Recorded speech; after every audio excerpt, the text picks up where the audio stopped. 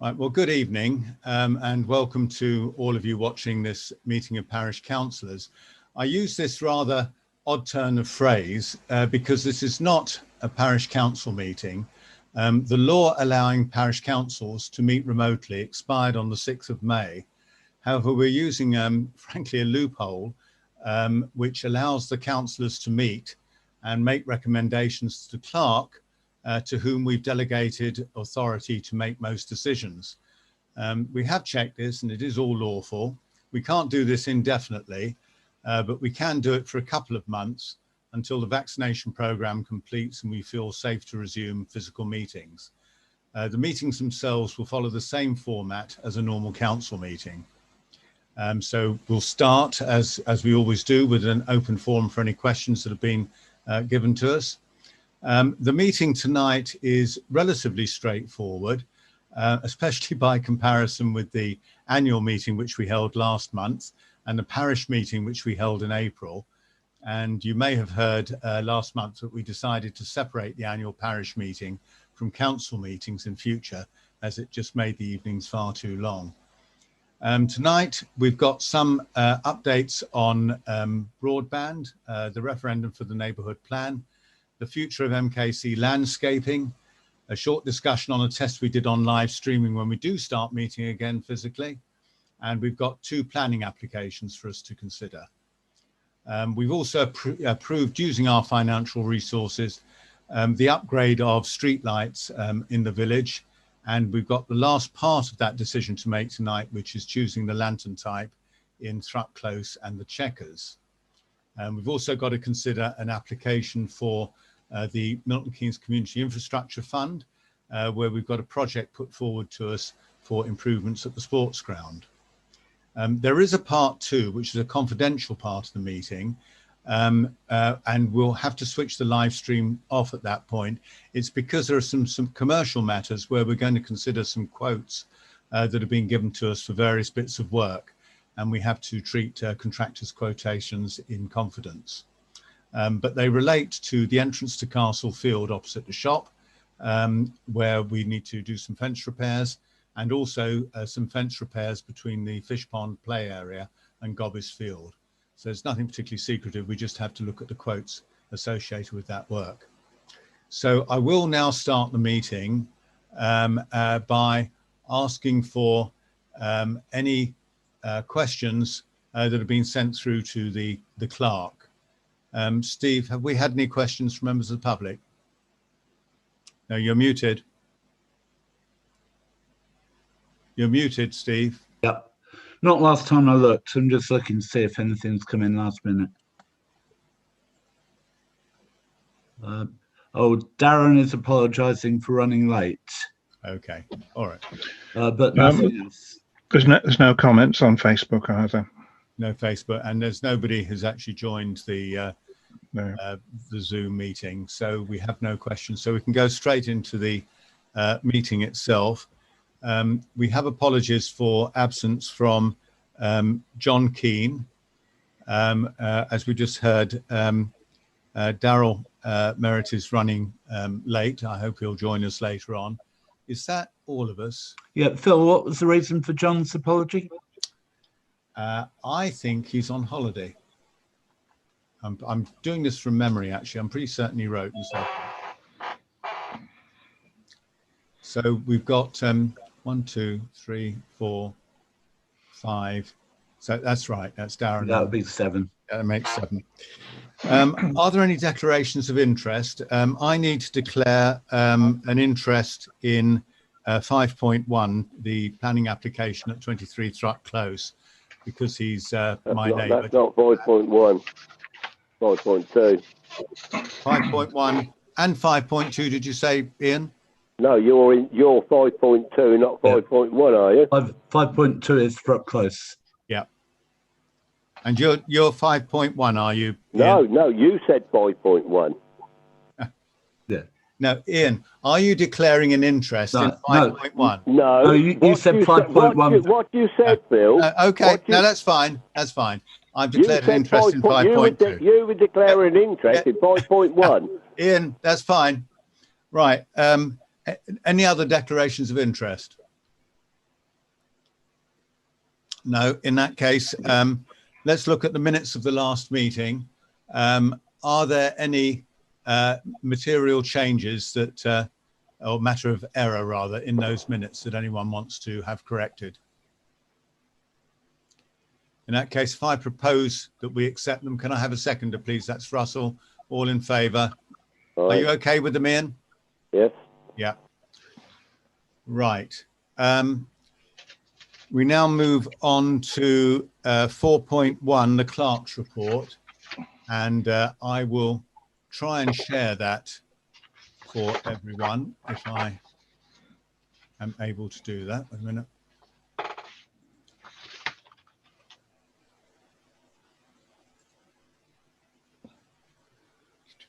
Clerk's report. There we go. Right. Can everyone see that now? Apart from you, Ian, of course. Obviously. Then you've got it in front of you. Yes.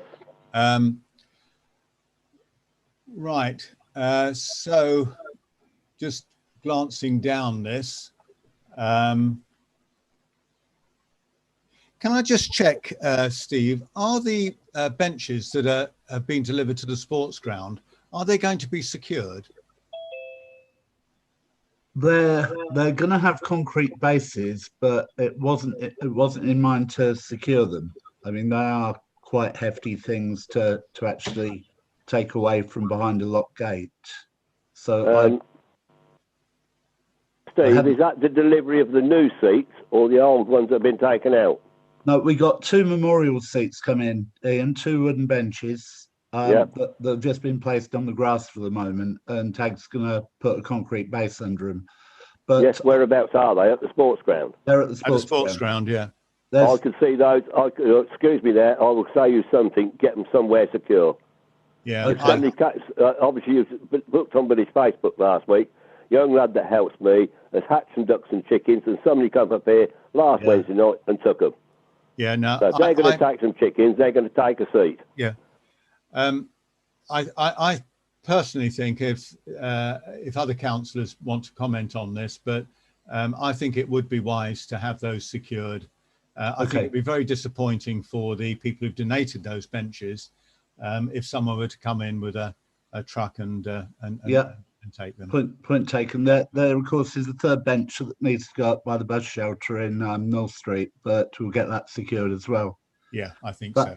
I think that would be a lot more vulnerable, but I'll get the 3 secured. Yeah, thank you. If you need a hand, Steve, I can lock them up somewhere here. Yeah, I think they're all right for the moment, Ian, but I'll get Tag on them as soon as possible. Yeah. Right.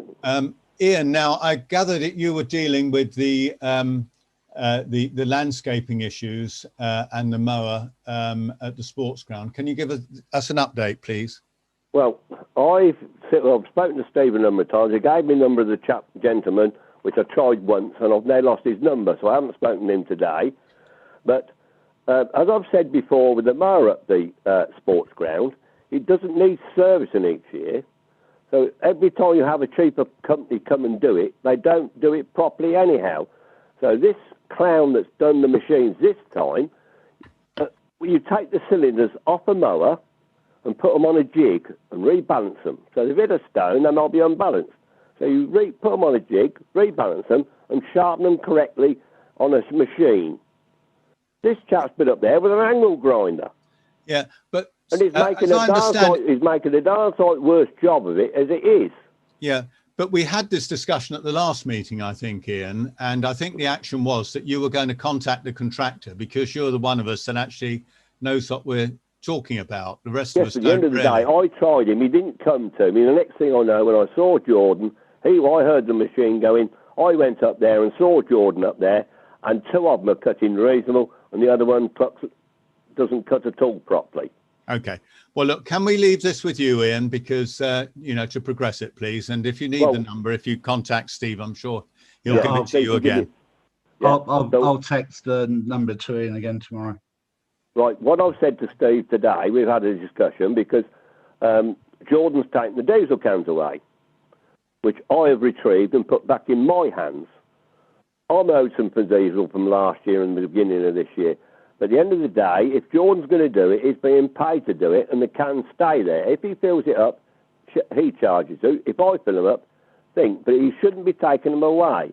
Because Neil and various people up there, if Jordan had a problem or the weather's not correct and it's not done for cricket or football correctly, they've got the machine up our machine up there that somebody can get on, like Scott or Neil can get on there and cut it before a match.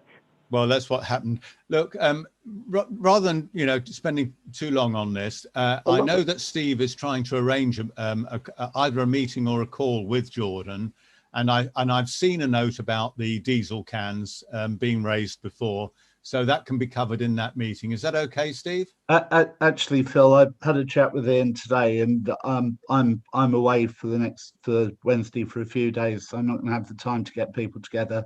Ian kindly offered to get everybody together just to discuss problems that certainly Dave Spinelli's had from the cricket and Neil from the football, and just get their teething troubles. It's a new relationship. We just need to iron out a few teething problems. And Ian, you said you'd get the guys together at the sports ground, didn't you? Yes, I did. I will do. I shall have a word with Dave Spinelli and Neil, and have a word with Jordan. I've got the 2 diesel cans, so I shall fill them up. And Jordan doesn't take the cans away. Fine. Full stop. Okay. All right. We'll leave it with you then to deal with all of those then, Ian. Thank you very much for doing that. Can we move on then to 6, which is, can you just clarify, Steve, what is happening now with these trees at in the fish ponds? Is the price being disputed by MKC? Well, last I heard from Laura, they'd actually got a quote from Serco, which I think it was Bob Wood wasn't happy with. So he was going to actually, because he thought it was over the top. So they were going to discuss that with Serco and come back to me. And when I emailed Laura to find out what was going, I found she was on maternity leave. So I've since sent 2 emails to Bob Wood asking what happened, the latest being today, and I've heard nothing from him. So I really don't know, Phil. Okay, well, we can, if you can copy me on those, I'll try and chase them up while you're away, Steve. Okay. And there was another lad that came up with Laura, wasn't there? I don't know if he's, I've got his email somewhere.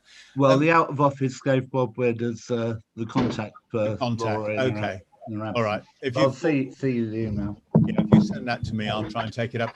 And when you say at CPC cost, £350 a tree, we were paying for one and Milton Keynes Council were paying for one. Is that right? Yeah, they're £350 each. Yeah. So Milton Keynes Council were going to pay for one. I don't know whether that includes VAT or not. I would imagine it does. We'll see that. Okay, very good. The War Memorial, yeah, another good job. And the work on the village hall back garden, Russell, Steve, did you want to say a word? Yeah, that the pump has actually been installed because the water pressure was so low that hardly anything came out of the hose pipe. So there was no way we could run a sprinkler. And in fact, on Saturday night, I spent 3 hours watering the new turf with a watering can. Oh, gosh. Which would have taken about 15 minutes to fill up, I guess. Well, yeah. The tap was, the pump was fitted today, and it's now got a good head of steam. And I left the sprinkler on for about 3 hours, and it was really soaking, the grass was. And then Richard's gone again tonight after the sun's gone down, and he's going to give it another sprinkling as well. Yeah, it needs the soaking every night. Yeah, it does. Well, that's guaranteed rain for the next 40 nights then, isn't it? Yeah. And 40 days, Dave. Yeah, and nights. Sod's law, isn't it, that it would be laid on the hottest day of the year with no rain in sight. Sod's law. That's a good pun. Yes, that was a pun. Right. Yeah. Okay. Yeah. Let's move on. Does anyone want to raise anything else on these matters? Item 14, the grass is long, despite 2 weekly cuts. I mean, that's true. I mean, it should be. Normally, it does slow down by about this time of year. I mean, I'm rather inclined to say we leave it, but does any other councillor want to comment on this? Well, the simple reason is the seasons are totally different this year to what it was last year, the year before. Yeah. I think if once they've done this one, with the hot weather we're having, it will carry on as usual. Yeah, you mean slow down? The growth will slow. Yeah, it will slow down hopefully. Yeah. Yeah. No, I'm. So you're not suggesting. I mean, the issue really, Ian, is whether we go for an extra cut. And personally, I don't think so. They're quite expensive, but you know, obviously that's a decision for all of us. Yeah, Quite agree. I was just bringing it to attention, Phil. Okay. Yes. All right. Anything else? Anyone else? Any other councillor wants to raise on the Can I go back to number 9, please? Yeah. We're asking the allotment associations to sign the sports ground over to us. Now, I think we could run into a very serious situation here because the allotment association now, when the people that were on the allotments at the time, certain families that had a share in it at the time, how complicated or legal is this going to be for them or for us? Because if you go back to when the Bavingtons are up there and whatever other people were up there, when it was turned over, Michelle Glasgow was around. Did she have a share in it? Has anybody shares in it? And I think we're going up the wrong track here. We should have an actual face-to-face meeting with these people and find out what legal costs will be, because the Allotments Association wouldn't be able to afford it. No, I think it is actually the Allotments Association, but at the moment there was some resistance by one of the members of the association who was worried that it might go for housing. But we had a discussion just a week or so ago when Steve raised this after his conversation with them. And we did point out, Russell and I did point out, that actually it is designated as one of the local green spaces. So it is protected from housing development. So on that basis, we're hoping that they're prepared to go forward. Of course, if it becomes overly complicated to do the transfer or overly expensive, then we will have to think again. But it would make life a lot easier for us. Every time we want to do something there, we have to go to the Allotments Association, who only meet occasionally. And you know, I remember when the cricket club wanted to put in that concrete strip. I mean, it took, I think, over a season to get agreement before they could do it. I mean, it just takes a very long time. So it'd be much better. And to be honest, you know, it really should have been handed over to us in the first place. Heaven knows why it wasn't. Steve, you want to add something? Because the people that's what I'm coming back to. The people at the time, the Bavingtons, whatever, the names of the people, the scriptures and that were around, thought they were going to miss out on money. They had a divvy, but those people that were involved then, have they got a clawback clause on the Allotment Association now? Well, that's up to the Allotment Association. Steve, that's what I'm saying to you. It's going to cost them a lot of money. Just let me finish? I do know some legal things. You're on about it's a green space. They can do no different to what any other builders or people that own a piece of land. They can put a 40 clawback system in it if they think it's going to be built on. Well, do you know that that's there, Ian? I mean, you know, I mean, these things are hypothetically possible. But look, can I just ask Steve? Steve's been trying to attract my attention. Steve, would you want to comment? A couple of things, Phil. Firstly, as far as the Allotment Association goes, as I understand it, everyone that's got an allotment has got a share. And the Allotment Association is running with the sports ground under its control. The second thing is to remind you that the parish council did undertake to meet legal costs for the transfer. Right. Thank you. Thank you. Okay. Anything else on that, Ian, that you wanted to raise? No, that's all right. Thank you. Okay. Right. Let's move on then. Update on the fibre broadband upgrade. I'll just give a very short upgrade on that. And once again, I think I can just share my report on the screen. There we go. So this is on the website, and I've also written this note to the 158 people who've now expressed an interest in going for the fibre broadband. Basically, I've sent all the names and addresses, which are all but 2, which came in after the cut-off point, off to Openreach now. They commit to producing a ballpark quote within the next 28 working days, actually. So I haven't had anything. It only went off, I think, at the beginning of last week. So we will then get a ballpark quote back, and they will open a website where residents can make a commitment to go to a fibre broadband within 12 months of it becoming available. And basically, we'll have to see how many people actually are prepared to make a commitment. I've also put some answers to some fairly common questions that I had from a number of people about this into the article and in this briefing note, which I've sent to all of you. Are there any questions on this? No. I would just say it's an absolutely excellent response. I mean, it really is.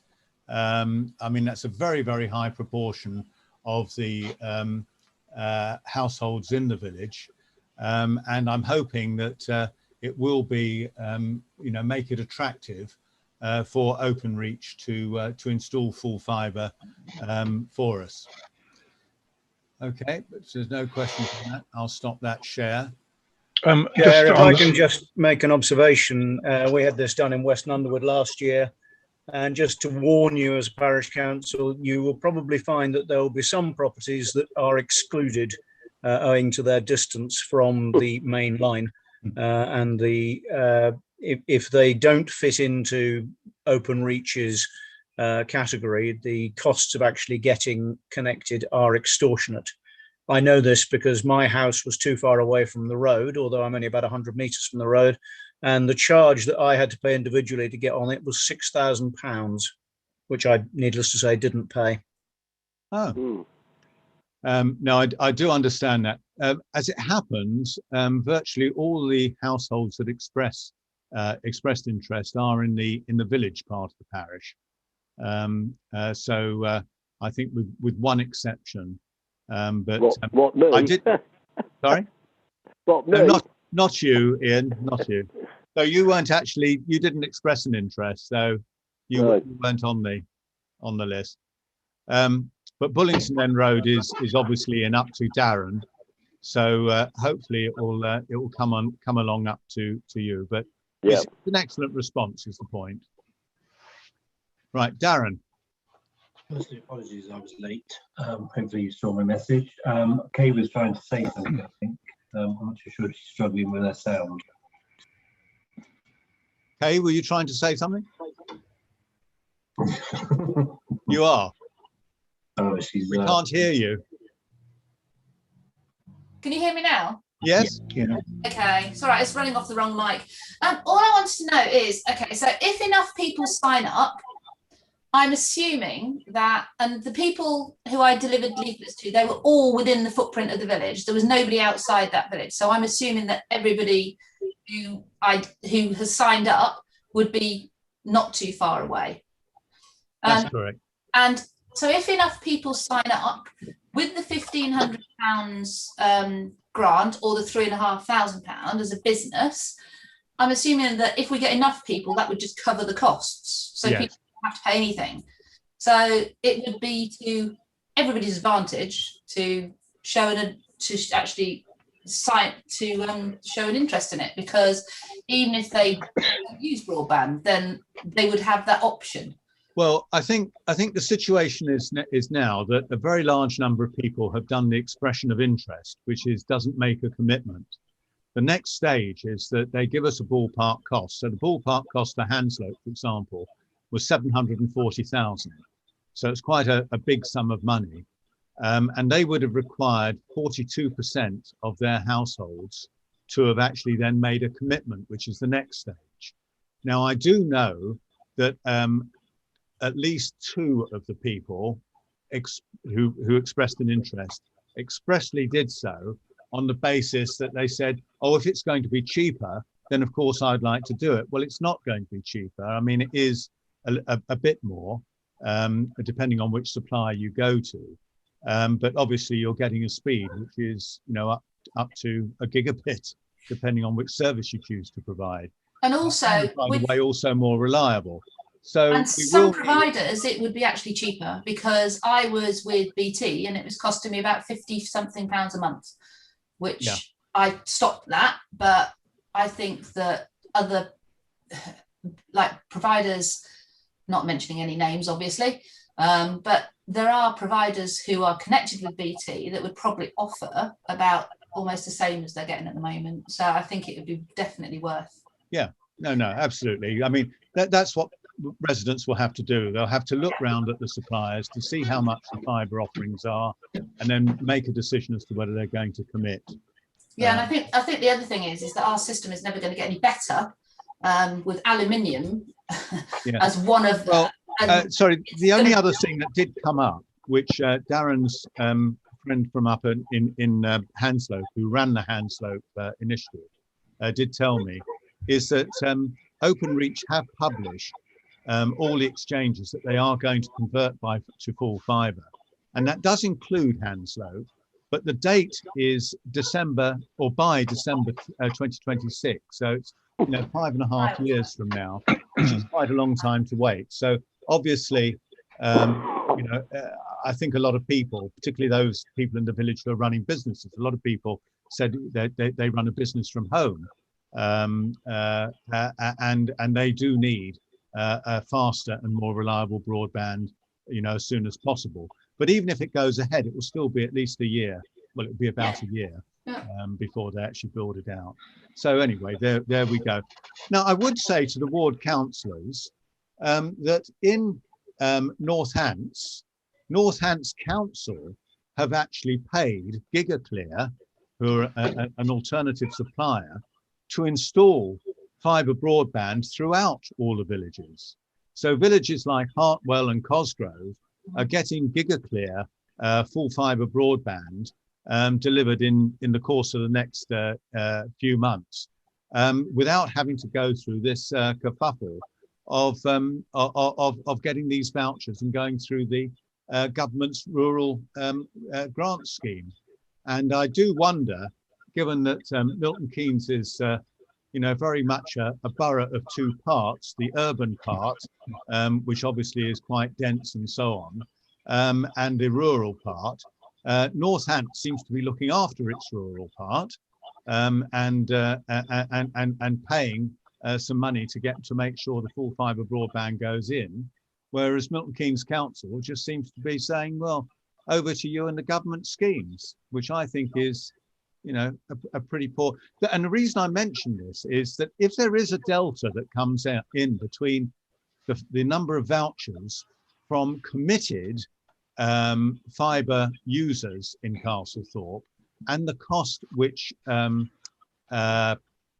Openreach quote to us, it's likely to be quite a big delta, and beyond the sort of capacity of a parish council like ourselves, or most of the rural parish councils, to be honest, actually to fill that gap. I mean, if they came in with, say, £400,000, and we had commitments for, say, £250,000 worth of vouchers, we really couldn't afford to fill that £150,000 gap.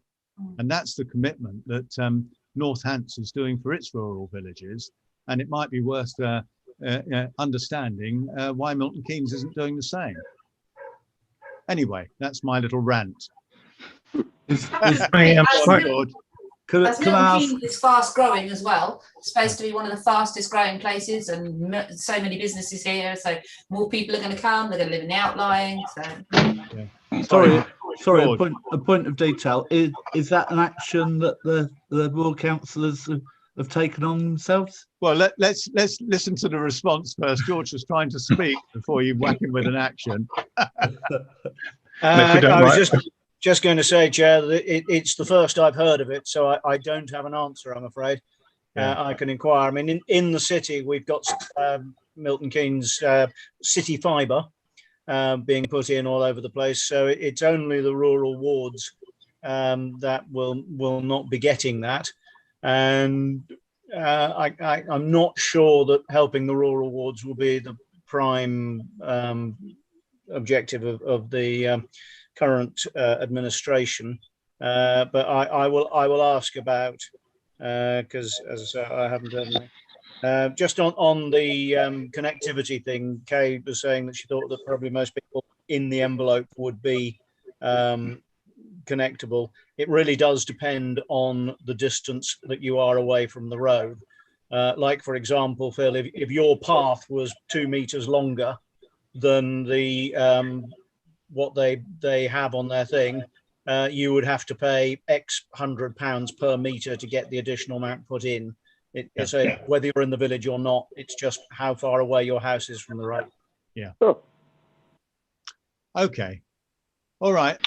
Phil, on a slightly related note, we now have superfast broadband in the village hall with a speed of 60 megabits-ish. It varies 1 or 2 megabits either side, but it is quite reliable.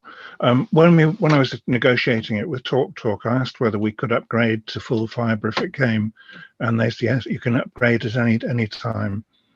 Yeah. So presumably for any provider, you can upgrade to fibre. That was one of the questions I had. In fact, someone said, I'm just about to enter an 18-month contract, a new 18-month contract with BT.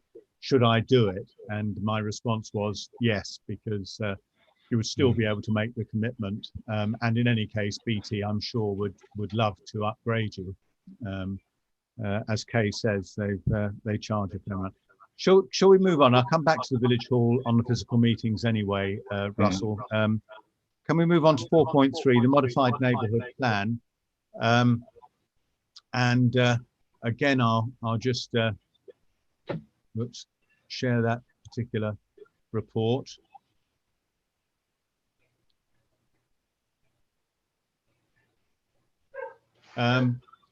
So here's a report which is in the notes, but I mean, hopefully everybody is aware of it, and I think we mentioned it in the last edition of the news.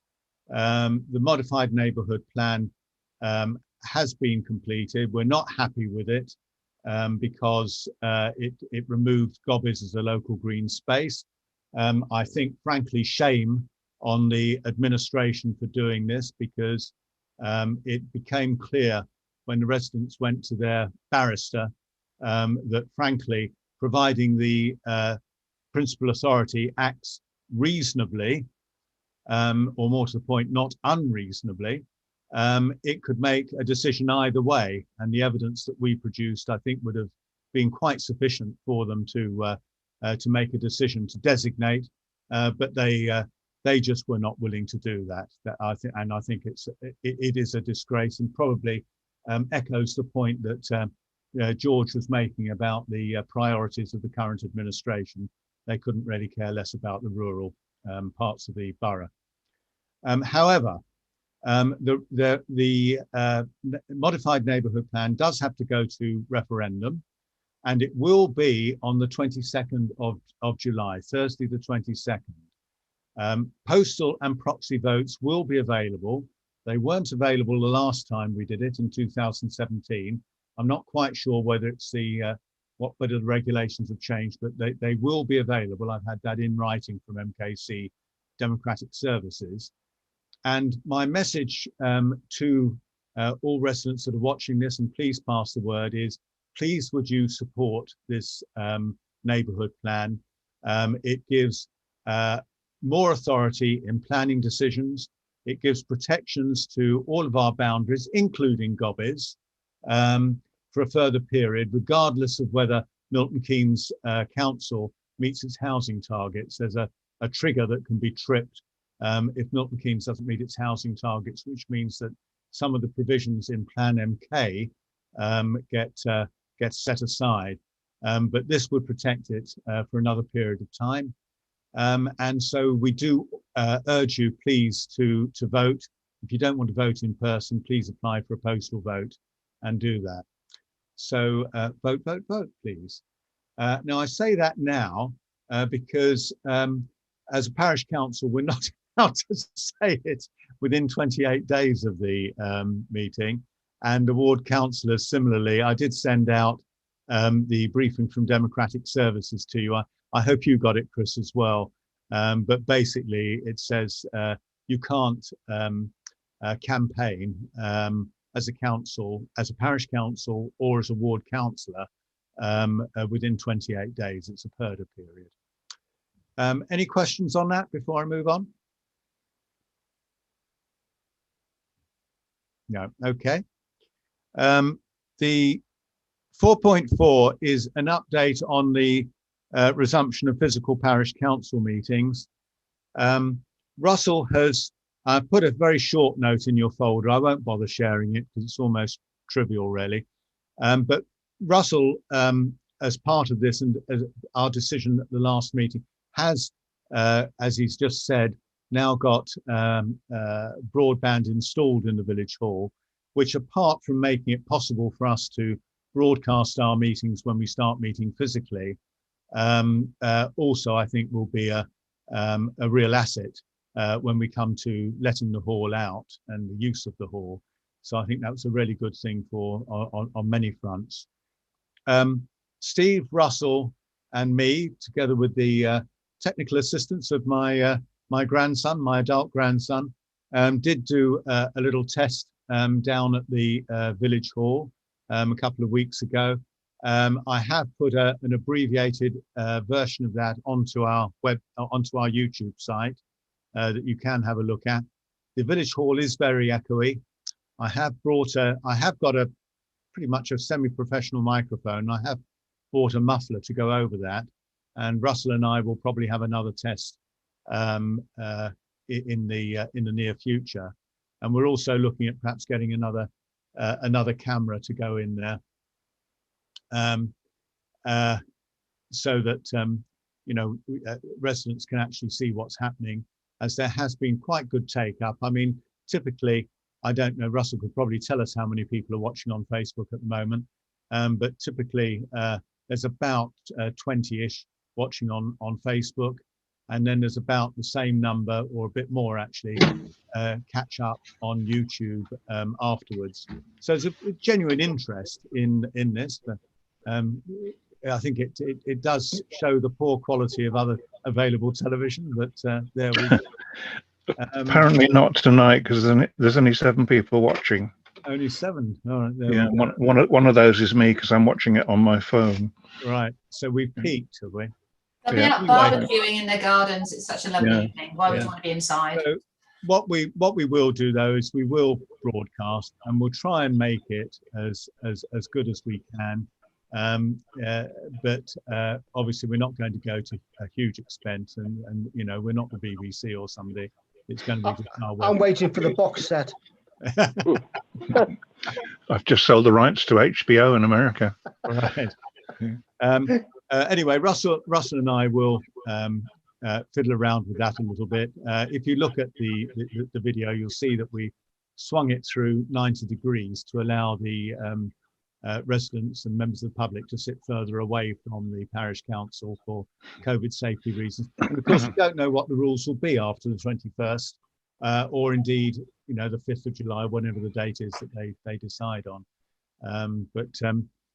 You know, we will propose that our next meeting on the 5th of July is going to be held virtually again under these same conditions, but we're hopeful that for our September meeting, because we don't normally meet in August, our September meeting, we will actually be able to meet physically in the village hall, Delta and Epsilon and Zeta, Theta, etc. variants permitting. Any questions about that before we move on? Next one is 4.5, the landscaping really with devolved parishes. Steve, would you like to talk to this? Do you want me to share your note? Yeah, okay, Phil.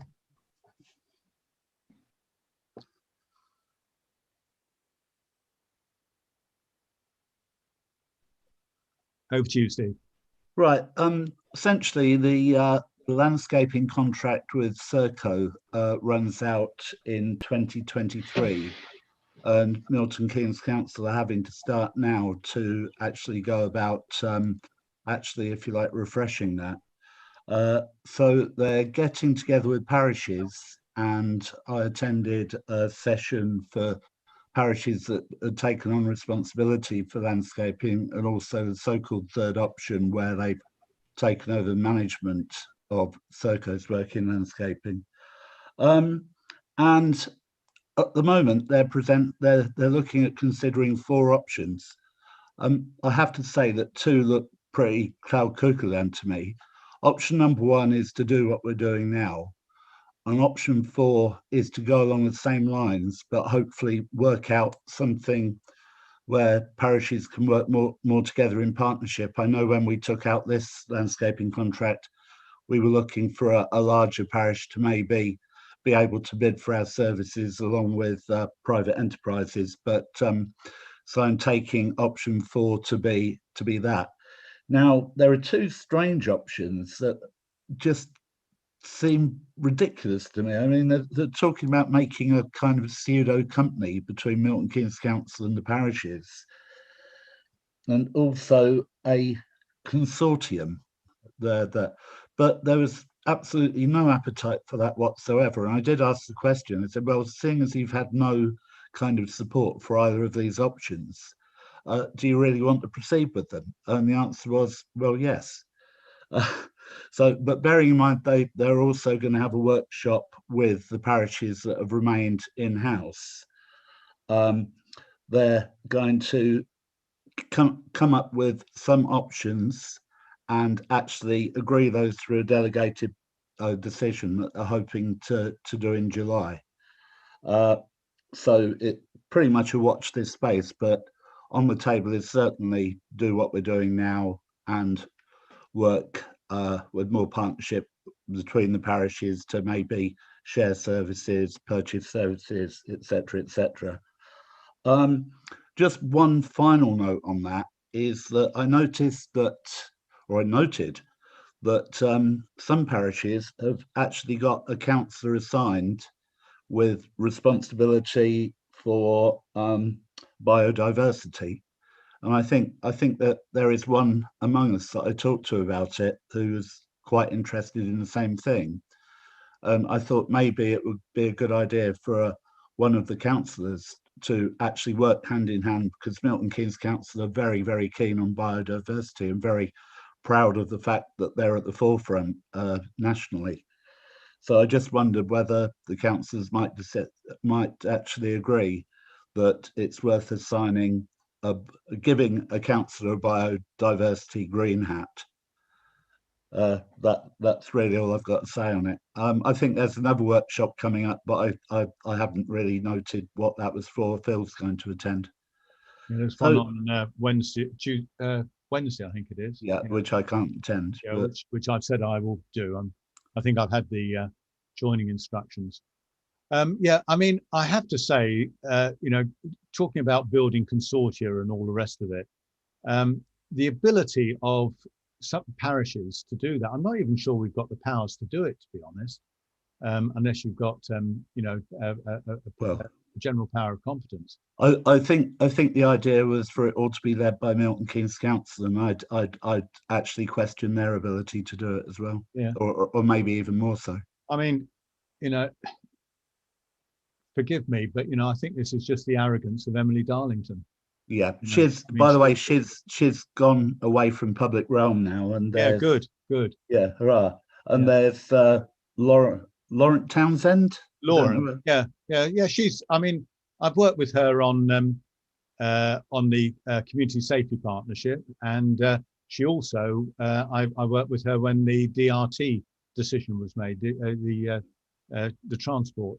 And she seemed okay. I mean, the ward councillors will know better than me, but that seemed okay. But sorry, Phil. Like I say, these options about consortia and forming a type of company, but I mean, they're never going to achieve that in time, even if they do what they want. They're not going to do it. And to be honest, you actually have to have all of the parishes doing it.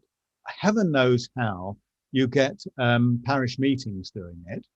you know, because they almost, you know, I mean, that's really, really hard for them to make that decision. And you only need 1 or 2 parishes to say no, and the whole thing falls apart. So it's a stupid thing to do. But there you go. All right. I mean, are they indicating that they're going to be reducing the money available at the end? They made no indication on ongoing funding. Yeah. Okay. Did you say you'd spoken to one of us about the biodiversity role? There's one in attendance who nearly got his front door flooded the other day, that said he would be keen because he likes that kind of stuff. So I stop the share and see if that person is prepared to own up. That's probably going to be me, isn't it, Steve? Oh yeah. That's the last time I ever never talked to said a you. word. Yeah, no, I've got a genuine interest in anything sort of green, if you like. So I'm quite keen on anything that could do to grow some more trees, if you like. I'd be happy to help you, Dave, as well. Yeah, thanks, Kay. I can't take a lead in it because it's just snowed under at the moment, but I'm quite happy to help with. I mean, we did, or I did rather, walk the village with a lady from the biodiversity team about 18 months ago, I think it was. And that's actually when we were looking, it was actually when we were trying to identify places for those 3 trees to be planted that eventually went up at the sports ground. And we did walk everywhere, and I mean, and I wrote it up. There'll be a file note somewhere, but again, very happy to support it. You know, if you want to be the man with the green beret, we'll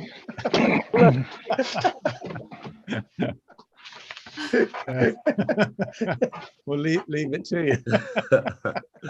You didn't step back quick enough, Dave. All right. Well, thank you very much for agreeing to do that then, Dave. Anything else on this before we move ahead? No, in that case, if we can move on to planning applications. 5.1 is a non-material amendment to the Bartholomew Farm entrance. And if you read the paperwork on it, you'll see that the original entrance was going to foul an electricity pole and a substation or something like that, electricity transformer that they had there. So they moved it slightly.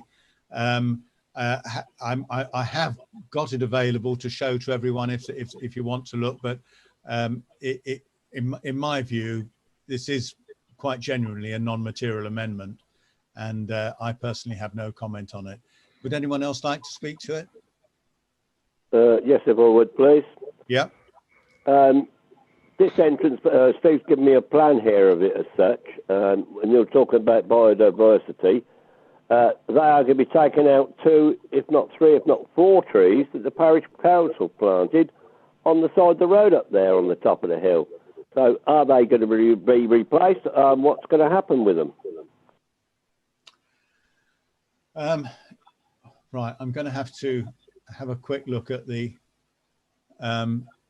drawing. Let me just, can you just hold on a moment, please? Oh no, it's one of these, isn't it?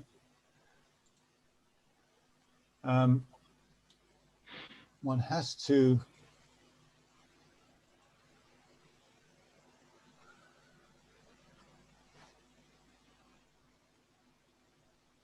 I can see 2. Yeah, I see the 2 trees. I hadn't realised the parish councillor put those in. We planted those when we planted them up by Dave Merrick here. Yeah. I mean, clearly the one at their boundary can't be replaced because that would be inside the visibility splay. The other one, I'm not sure if it needs to come out or not, because it looks as if the line for the visibility splay is it's through the through the line of the foliage, but on the roadside of the trunk of the tree. Yeah. Well, I think there's 2, if not 3, got to come out. One this side, one the other side. Yeah, indeed, there is one on the other side as well. You're quite right. In fact, actually, I can see there are 3. Well, there are 3 that have got to come out. How many? From this, there's 3 to come out. Yeah. Which we must ask them to replant trees wherever the parish council would like to be having. They give us a tree or trees to replace where we can designate where we can plant them around the village. Well, I'd really rather not do that, because we've really struggled in finding appropriate places to plant trees.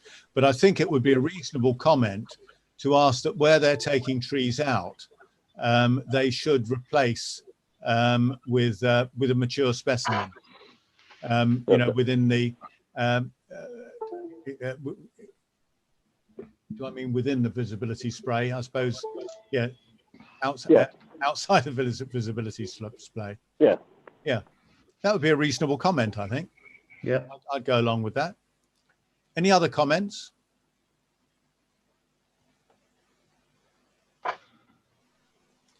Okay, well, in that case, can I propose then, on as Ina said, that we have no objection, but we would request that trees that are removed due to interference with the visibility splay are replaced with mature specimens in appropriate positions.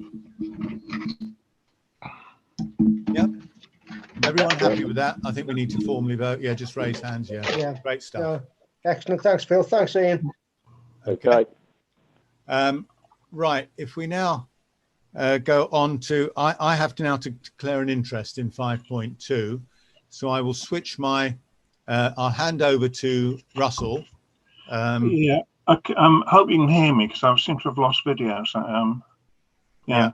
Well, I'm going to hand over. What I will do is I will display the document that's on our folder for everyone to see, and I will then mute myself and switch off the video, but I'll obviously be able to listen. Right. The applicant came back following our objections to say that from his house you could see. We objected basically to having dormers on because there are no other dormer windows in Shepperton Close. He said he could see from his house other buildings with dormers on, and in fact, all these houses were constructed before the neighbourhood plan MK, and actually even before Milton Keynes was a borough. So it was what the Wild West of planning in those days. As you can see from the proposed response to his letter, the key point is that he says he's in the conservation area, and other buildings within the conservation area have been allowed to have dormers at the back, but these have been where they're not visible. In fact, the property is in the conservation area at the moment, but the boundaries of the conservation area have been redrawn. It has been through its public comment stage, but it hasn't yet been adopted by Milton Keynes Council. And when it is, his house will not be in the conservation area, but it will still remain in the Thrupp Close design area, and therefore it would still be liable for the restrictions that are mentioned in the neighbourhood plan, both in the 2017 plan and also the one which the referendum will be in July on. So therefore we still think that it contravenes our neighbourhood plan. It also contravenes the plan MK as well, and therefore we are saying that if the planning officer recommends approval of it, we would want it to go to the development control panel, and we will speak up against it. So therefore I'm hoping that I'm proposing that we send this this further response to the planning department. Does anybody have anything to say? Agreed. Okay, shall we take a vote then? All those in favour? Yep. Okay. Oh, I can apparently see myself now. So, anybody against or anybody abstaining? So it's carried unanimously then. Yep. Yep.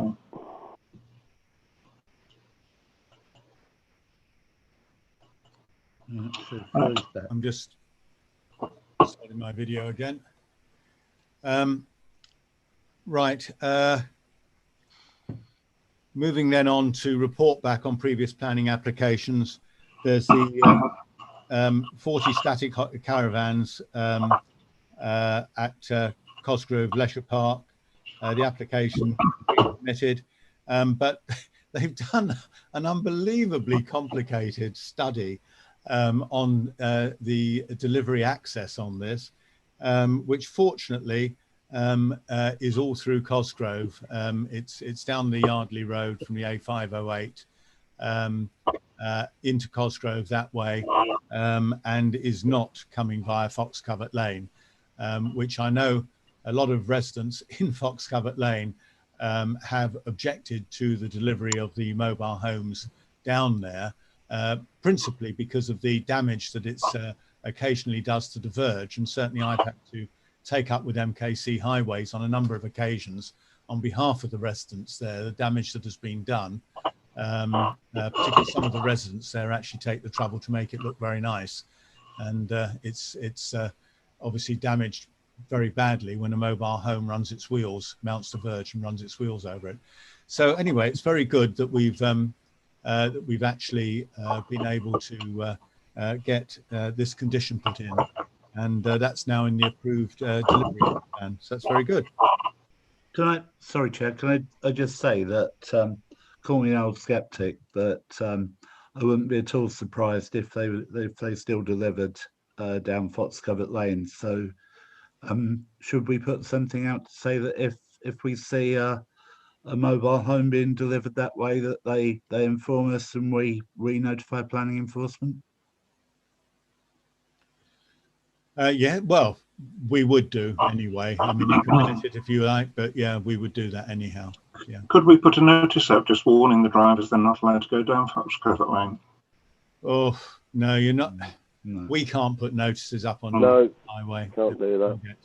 All gets It'd be a bit late by the time they see it as well, wouldn't it? Yeah. Yeah, you'll have to go back. Yeah, back it up. Reverse that one. Yeah. Okay. Right. Let's move on then. 7.1 is the formal, I move a resolution to exclude the public from part 2 of the meeting. Can I have a seconder? It's Dave. All in favour? Yes, yes. Chris, board councillors are welcome to remain in part 2s, by the way.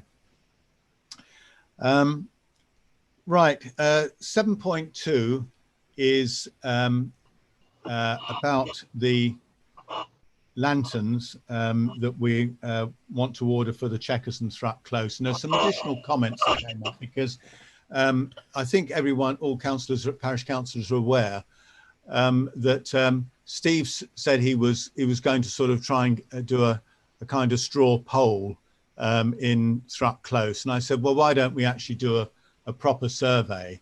And so we produced a document which Dave then also used in the Chequers to ask residents which of the 2 styles of lantern they wanted. And they're basically the heritage style, but I'll just show you the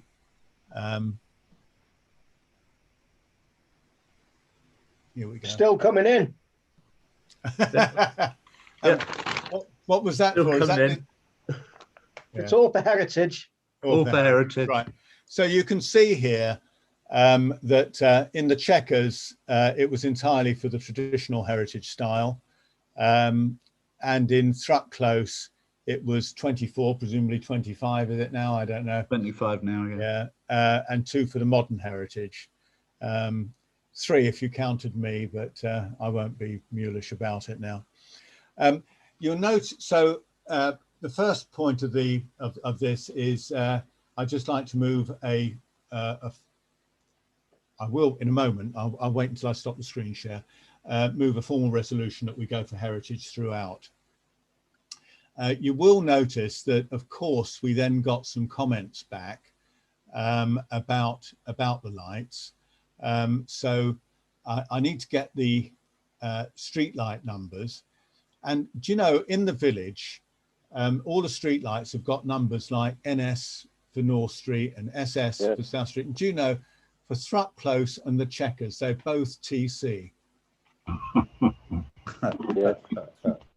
So there we go. Anyway, so we need to get the street light numbers for these. Obviously, the one by number 16 just needs a shade on the back. And then the item 4, the lamps in the play area and the path to the railway bridge are included actually in the list of lamps that we listed. There is also a modern lamp on the path to the railway bridge off from South Street as well. Yeah, that's also on the list, Russell. The one by you, yes. So all of those are listed. So we just need to deal really with the particular queries that we've got here about could some of these streetlights be removed, and as a request for an additional one.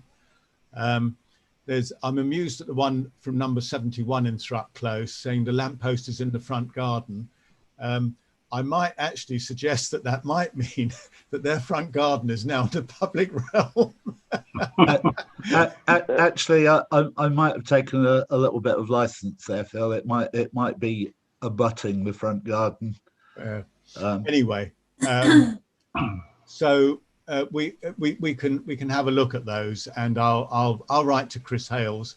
I'll say we do want to go ahead with the heritage style, and but B, we've got these other queries, and I'll just have to work through these and deal with that as best I can. Everyone happy with that? Only one comment on these lights is, they've done a fantastic job of cleaning them and doing them, but they're not cleaning the glass on the top. Whose responsibility is that? Well, that was also, I mean, clearly they're Milton Keynes street lights. So it is theirs. I mean, we paid for the repainting and so on, and to get them smartened up. But I mean, it's a pity we didn't raise this at the time, Ian, rather than now. Well, I thought they'd be doing the job properly, do it once. But this is actually about replacing the. Yeah, I realise that. Yeah, the other sort of head. Can I just move the formal resolution then that we adopt heritage streetlight styles, the traditional heritage streetlight styles in Thrupp Close and the Checkers. Just formally agree on that. Not a problem. Great. And we'll have to take up the cleaning of the lights. I'll have to have a look at those and see, but we'll do that separately.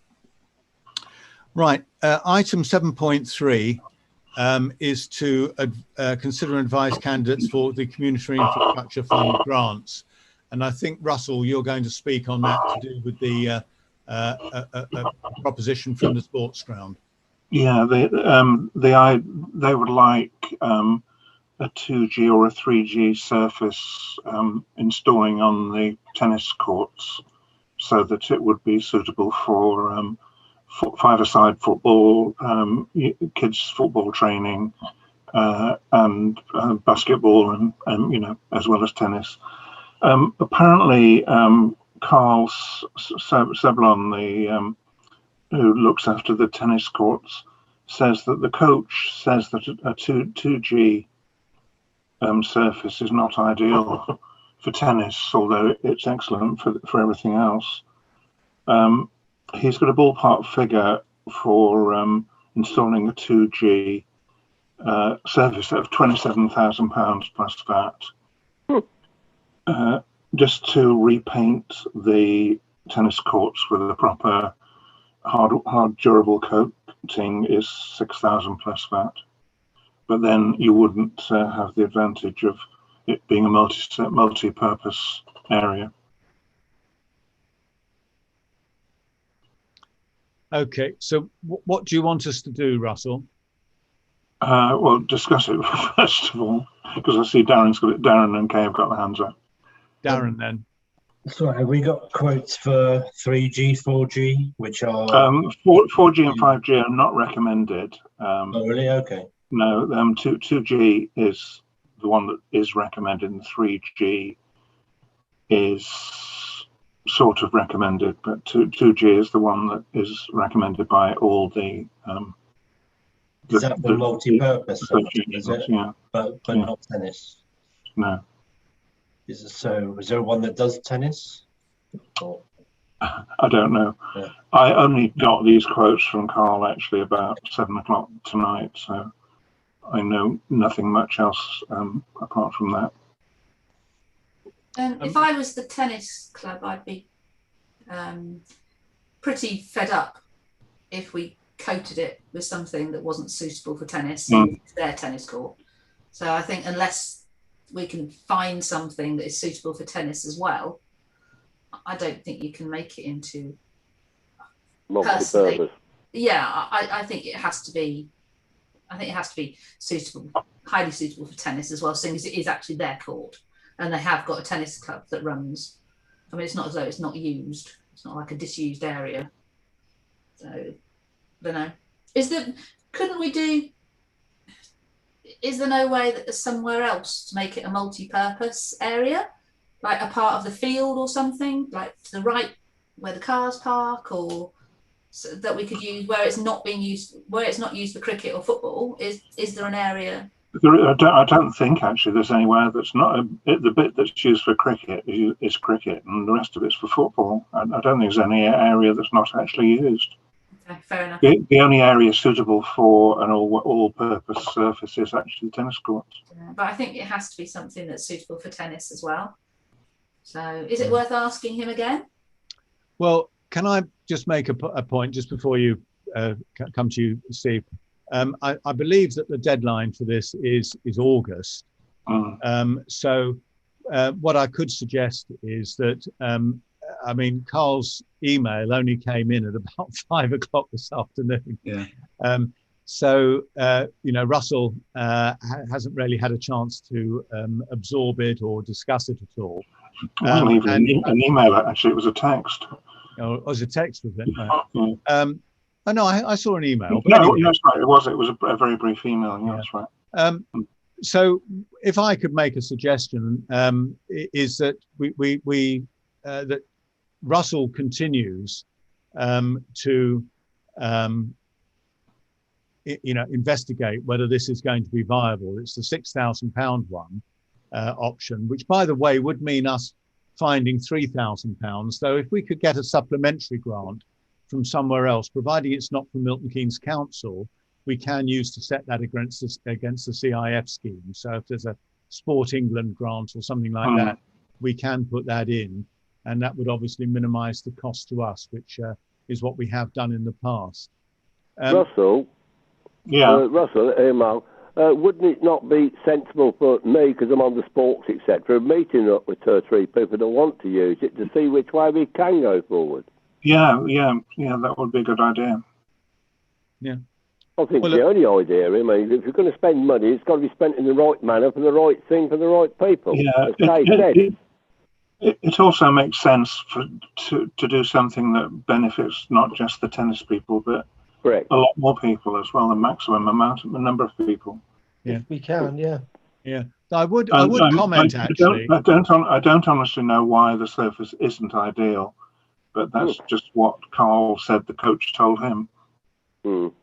Well, let's if Ian and yourself can arrange a meeting there, I'd be quite interested. I mean, the comment I would make about the tennis is that, I walk past there on my sort of regular constitutionals quite regularly, and the tennis court is in really very good use. Yeah. I mean, it really is. It's very pleasing to see how much use is being made of that village facility. So I think Kay is absolutely right. We've got to do things that are going to be good for the tennis people. The other thing I would mention is that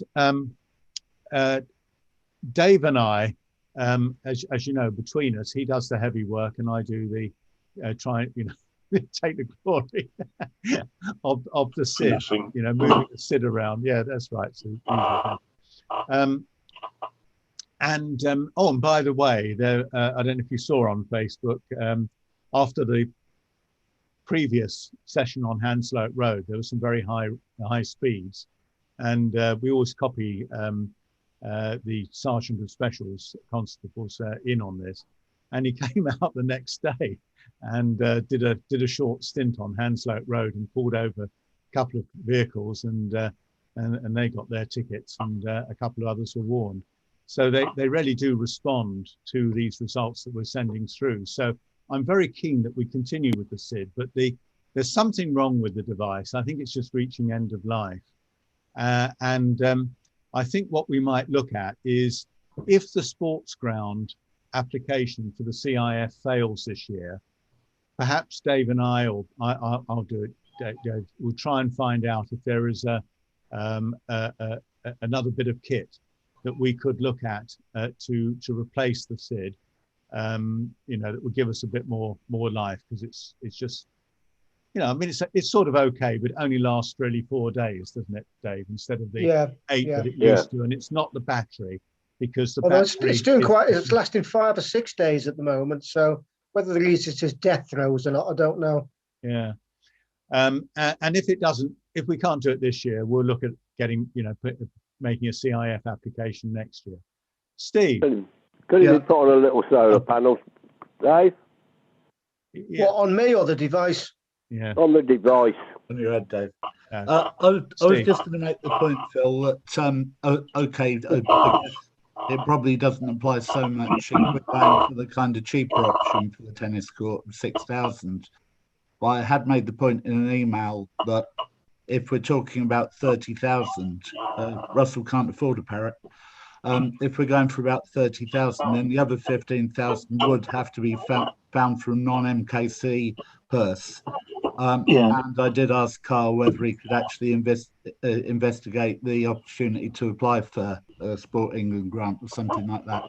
But the other thing I wanted to say is that this resolution is all about selecting candidates. And I think there's potentially a third candidate in Darren and myself have undertaken to look at the area around the water tower and see if that can be improved for leisure purposes. And maybe 3 cases should be made. And at the next meeting, as you say, we've got another meeting to decide. At the next meeting, you can compare and contrast each of the cases. Okay, that's a very good point. Suggestion. Okay, very good. Everyone happy with that? Steve and Dave, I don't mind involved around the water tower. It's down to Milton Keynes' responsibility, that is. It belongs to Milton Keynes. Yeah, it's not the water tower as such, Ian. It's the picnic area we put down there at one time with the tables. That's right. Yeah. It's actually, well, wait for Darren and Steve to have a look at it and come back with a proposal in. And if you can get down there, Ian, I'm sure Darren is quite happy for you to join us. So I don't know whether not a problem at all. Okay, so I'll let you know when we're going down. Yeah. Okay, thank you. Right. The next item, 7.4, is to consider the internal audit report. So again, I will share that.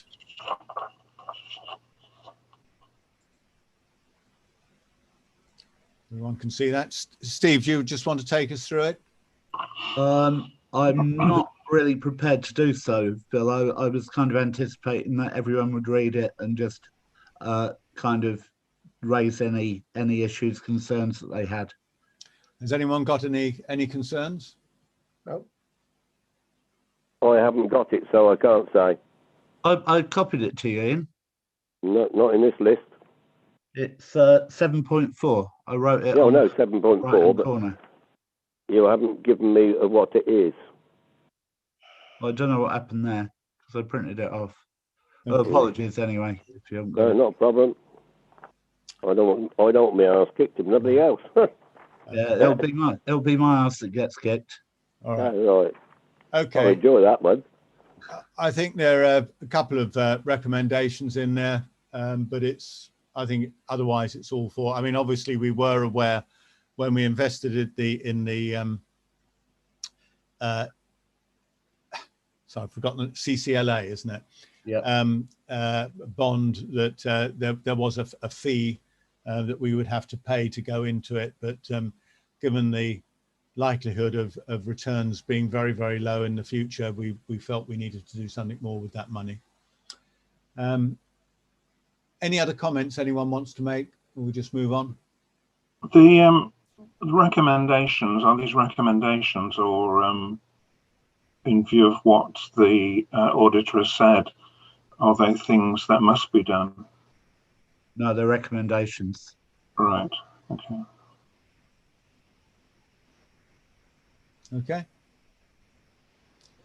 But I'm sure we would like, is there any of those that you're proposing that we don't do, Steve? No, Phil. I mean, the purpose of this is to bring to attention to the parish council, and I think for the parish council to decide whether such as our standing orders should be changed to reflect the way we're doing things that maybe we're not apparently doing, or that. But there's nothing there that I've got any kind of burning desire to either include or preclude. Okay. Well, can I then propose that we do adopt these recommendations? Yeah, all in favour? Good stuff. Okay, let me stop that share. Moving on then, financial payments. I don't think I've had the payment schedule, Steve. You did, but unfortunately I was waiting for Michael Lever to actually send me through his invoices, and I got them at 7:05. So I did circulate them to all councillors at about 7:05, 7:10. Right. But it was late. Yeah, it is. But unfortunately, I mean, it's either send you 3/4 of the payment schedule or get the last couple of invoices in. Right. Let me see if I can share this.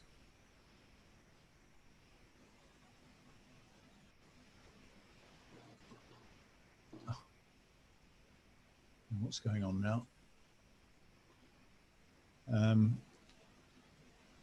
And obviously, Ian, I didn't have time to bring it over to you. Okay, mate, no problem. Well, You know, I'll run through it. Yeah. Can everyone see this now? Yeah, you need to scroll up. Whoops. Is that okay now? No, you need to scroll up still. You've got that. That's it. You're good now. Okay. Right. If I just scroll to there. Okay. So for Ian's benefit, it's Steve's salary, some minor expenses on printer ink, Richard Wantner's maintenance and so on that he's been doing, the landscaping charge, the payment that we agreed to the Residents Association and their contribution to legal costs, the cutting of the grass at the sports ground, the performing rights. How much was that? How much was that, please? You got there are two invoices, excluding VAT. It's £52.50 and £67.50. That's fair enough. All right. Performing rights at the village hall, which is the usual thing. The cleaning of the entrance signs to the village, which we do each year around in the spring, which has been done, and the street signs, Phil. And the street signs, yeah, and it makes a big difference, I think. Yeah. The installing of the electric sockets at the village hall, cricket pavilion repairs, the work at the village hall, at the back of the village hall, to put the turf down and put the tap in, and then the cost of the internal audit. Those are all the costs. I can go through any more of them that you need in detail, Ian.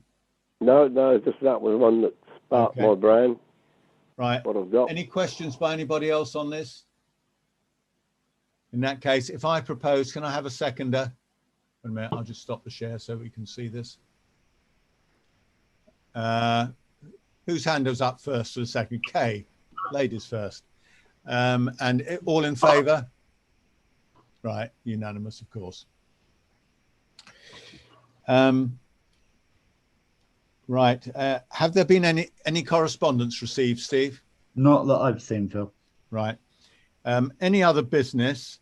There are two items that have come up that Steve raised. One is just to let you know there is a highway survey that's been sent out. It's almost impossible to do this together because it's just online. So if everyone's happy, Steve and I will do that between us and just make a return. And the other point is that just let you know that Richard Wantner, who has been our handyman, is moving to Cosgrove. He's still prepared to do some of the village maintenance jobs around, but he doesn't feel he'll be able to do the weekly bin emptying. If you remember, we pay Richard to empty the litter bins in the village and puts them in that little area we built, that fenced off area we built next to the village hall each Friday, where they're picked up and collected by the waste collection round. He won't be able to do that. Really, this is a call to see if anybody is interested in doing that for us, or knows of somebody who is, if they could point them in Steve's direction, and Steve would, I'm sure, be very pleased to receive any candidates. Is it worth putting the sign in the village shop and on the village Facebook? I think so. Yes. Yeah. I mean, he's not moving until September, isn't it? I think it's September, Phil. But of course, there is part two to this. Maybe we should kind of park that particular condition and talk about the content of those bills and of those bins, and Richard would probably have stopped doing it anyway because people are putting dog poo in the bins, sometimes not in plastic bags. Yep. So it's very, very unpleasant for the person that's actually clearing the bins. Well, yeah. So I mean, is that happening regularly? I mean, most of the bins that I'm aware of, I mean, I don't go around putting my nose in them, but you certainly smell a dog bin when you walk past it. I haven't noticed that with the litter bin, so I'm not sure how obviously it's second-hand, Phil, but all I've got is Richard's account. Yeah. Well, you just got that one thing. Let's take that up separately and out of this, rather than making a thing of it, because right. And the next meeting of parish councillors. Any other business? Yeah, any other business, Ian? Sorry. Right, biodiversity. I've stopped 3 times by David Scott's now with picking up the branches that have been pulled off the ash tree. I wondered if in the autumn, or coming towards the autumn, we ought to be looking at our responsibility of certain trees in the village, or whose responsibility it is to get it done in the autumn. Dave's. No, hang on. Sorry. Trees in the village, all trees remain the responsibility of Milton Keynes Council, except for those at the sports ground, which are actually on our property. Well, I suppose actually in Castlefield as well, but all the others are Milton Keynes Council responsibility. And I'd be very, very reluctant for us to take over that responsibility because... Right, that's fair enough. Yeah. So asking them to come round in the autumn and somebody else go round with them. Yeah, I mean, where are you thinking of again? Oh, David Scott's. I've stopped 3 times and picked the branches up. Yeah. Where these big lorries that keep coming through and pulling the branches off. Right at the top of the church corner. Yeah, no, I know the tree you mean, yeah. Well, I think probably the best thing is... Same as my and Dave Merrick. All these branches are coming off here now from the 2 ash trees. I'm sorry, where is that, Ian? Right between me and Dave Merrick, but through the road narrowing. Do you know, I didn't really realise there was a tree there. There's 2 ash trees on one, my Dave's side and my side, and 2 what's name's on the other side. Okay. And are they on the highway? there on the, well, two of them are on the highway, which Parish Council planted years ago. We planted heaps of trees around the village. Okay. Well, if they're on the public highway, I think we'll claim that that is Milton Keynes' responsibility. Yeah, well, the same as down when you go to Wolverton, in the dip as you go towards. Yeah. All right. Well, look, what we'll do is when we talk to Bob Widd, and we do actually have a reasonable relationship with the two tree specialists that they've got now, one of whom, of course, is on maternity leave, but we'll mention this to them, see if they can do something for us. All right. Right. Anything else? Any other business? Okay. In that case, I propose, well, actually, I realized halfway through that meeting that I was being very remiss in, although welcoming Chris to his first parish council meeting. Did you want to introduce yourself, Chris, at the end of the meeting rather than the beginning and say anything? No problem. Someone Googled. Hi, I'm Chris, I'm the new ward councillor for Newport Pagnell North and Hounslow. I look forward to working with you all. Coolest candidate, Chris Wardle. It's on Google. It says so.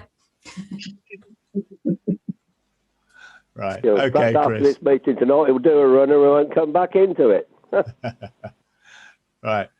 Well, anyway, welcome, Chris.